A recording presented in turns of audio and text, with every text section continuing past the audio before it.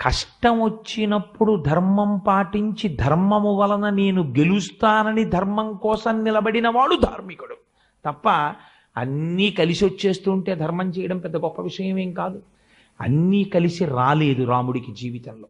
ఆయనే అరణ్యకాండలో ఒక చోట ఒక మాట అన్నాడు, నేను ఎంత బాధలలో ఉన్నానో తెలుసా, రాజ్యాద్భ్రంశో, రావలసిన రాజ్యం పోయింది, వనేవాస, పోని రాజ్యం పోతే పోయింది, అంతఃపురంలో ఉన్నానా, అరణ్యవాసానికి వచ్చాను, వనేవాస, సీతానష్టో, పోని పక్కన మనసెరిగిన భార్య ఉందా, ఆవిడ్ని ఎత్తుకుపోయాడు రావణాసురుడు, పోని ప్రాణమిచ్చిన స్నేహితుడు జటాయు ఉన్నాడా, ఆయన లేడు, ఎందుకని సీతానష్టో హతోద్విజ, జటాయువుని చంపేశారు.